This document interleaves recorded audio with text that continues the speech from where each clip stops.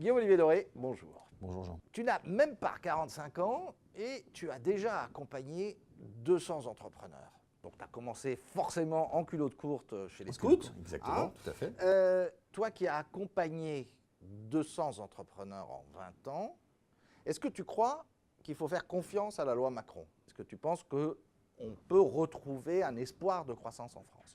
Alors je pense qu'on est en train de le retrouver. C'est pas tant libérer la croissance qu'est libérer les entrepreneurs eux-mêmes. L'entrepreneur n'était pas tout à fait au centre des préoccupations de l'univers politique et économique en France. Or, ça reste le moins qu'on puisse dire.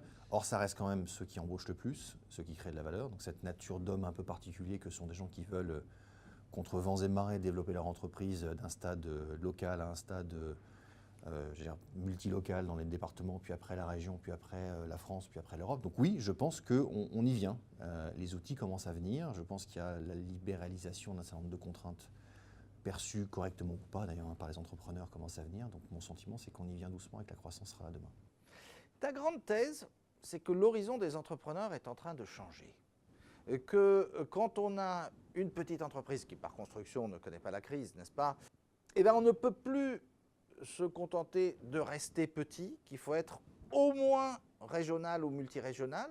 Et quand on a une boîte déjà moyenne, qu'on appelle les ETI dans ce jargon abominable, eh bien le seul horizon possible, c'est l'Europe ou même l'international. Tout à fait.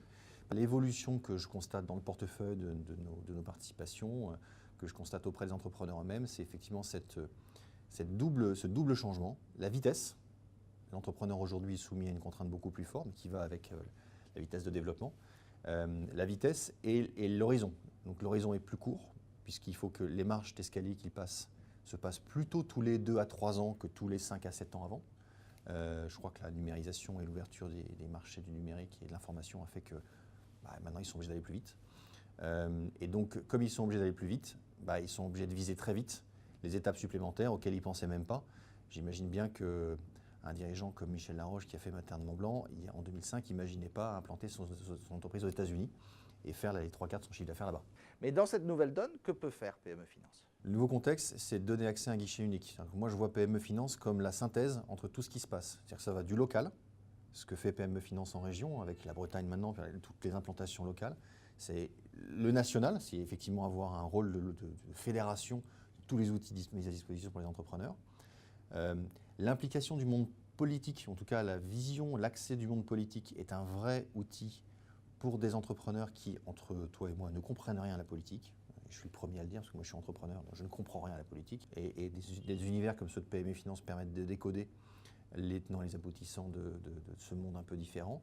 Donc voilà, c'est vraiment, pour moi, c'est le guichet unique, c'est donner accès à l'entrepreneur à un certain nombre d'opportunités qu'il n'aurait pas ailleurs. On n'est pas très loin de la culture un peu fermée, un peu plus fermée du Club Agregator, où on partage de l'information et du savoir-faire. Donc c'est ce qui me plaît dans l'association. Merci Guillaume. Je t'en prie Jean.